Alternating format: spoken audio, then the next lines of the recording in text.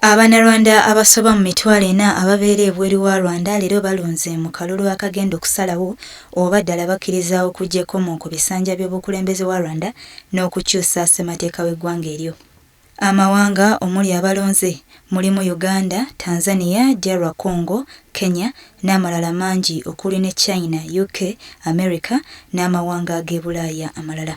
Ssentebe w'akakiiko k'okulonda ka National Electoral Commission Charles Munyaneza agamba nti basuubira okulonda kuno kubeere okw'emirembe wonna kubanga bamaze dda okutuusa ebikozesebwa buli we byetaagibwa. Ono annyonnyodde nti abakulu ku bitebe bya Rwanda amawanga ag'enjawulo bagenda kukulira okulonda kuno n'okulaba nti buli kimu kitambula bukwakku. We expect anything towards 10,000 people.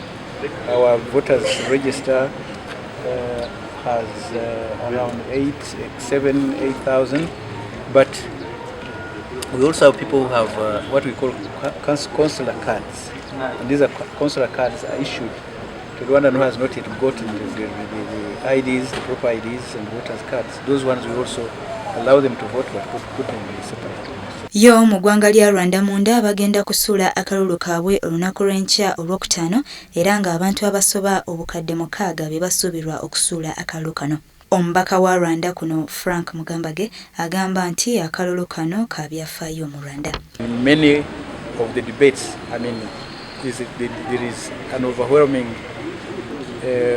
consensus about continuity, sustainability, because this is the democratic right. Democracy, in the definition of a simple definition, is about governance and what governance is.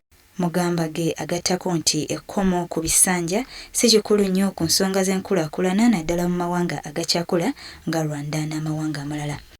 Term limits do not equal to democracy.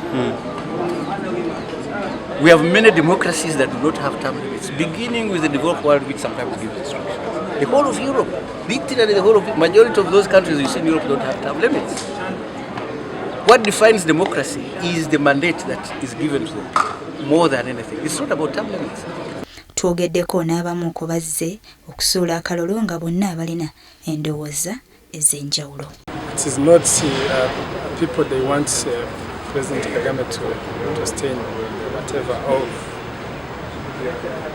It's how we are seeing, because we see how we can just proceed what we have.